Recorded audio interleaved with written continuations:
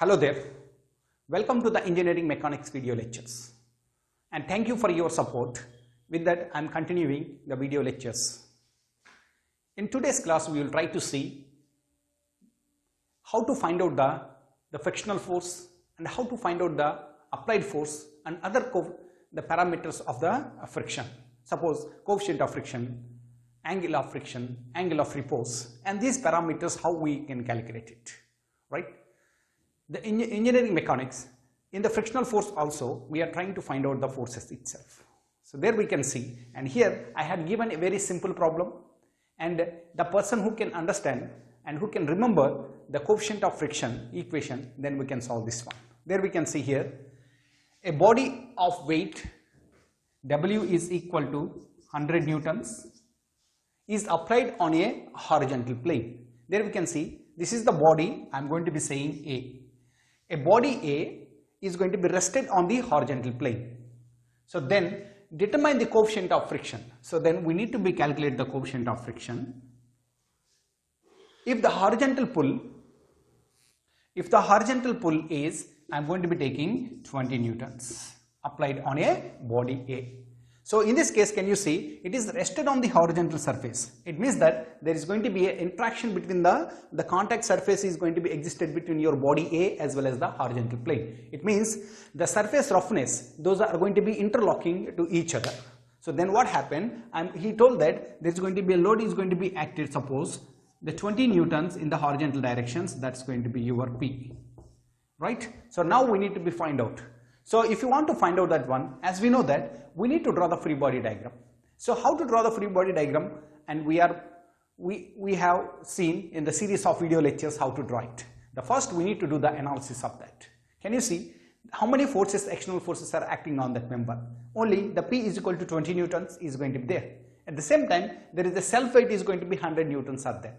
So I am going to be taking here. So this is going to be your body. So I am drawing the free body diagram for the body A. So in this case, the self weight is going to be acting vertically in the downward direction. At the same time, the force P is going to be acting in this direction. Then what are the supports we do have? There we can see there is a horizontal support is there. So that I am going to be removing that part. So then I will show with the reaction forces in this direction. That is going to be your Rn. That is the normal reactions coming from your horizontal surface. Now, after the free body diagram, I am going to be using the equations of equilibrium. Equations of equilibrium I am using. So what I am going to do to find out this one, I want to use this, that means sigma f of x is equal to 0. Similarly, sigma f of y is equal to 0. That means vertical direction forces and horizontal direction forces are equal to 0.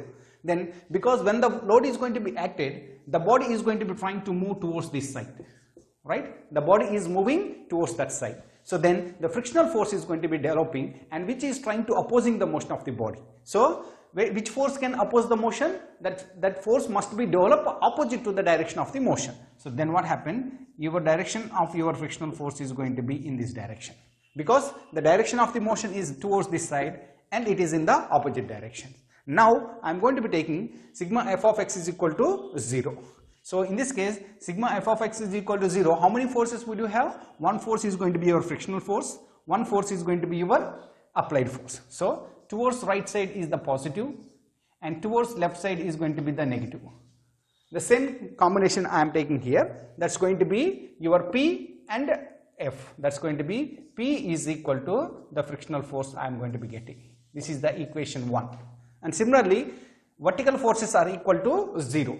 So in this case, how many forces would you have? That's one is going to be the self weight, second one is going to be your normal reaction.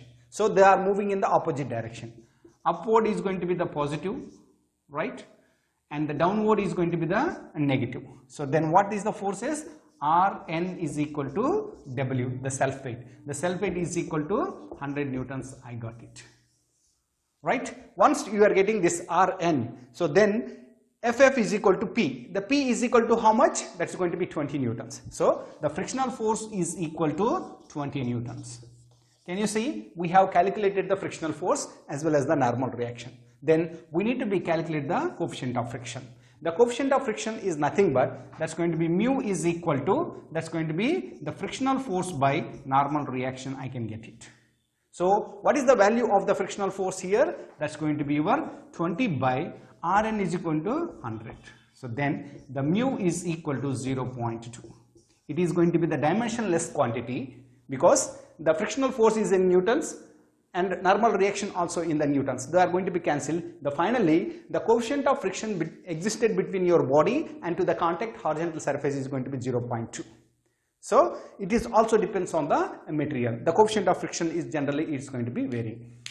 I hope you are able to understand the concepts how we are using. This is only the remembering problem. It is not the applying problem here. Can you see? The total difficulty is going to be existed here, how to draw the free body diagram. Once if you draw, everything is going to be easy to you, right? I hope you are able to understand. So still if you feel any difficulty, please put in the comment section so that I can reach you out. Thank you.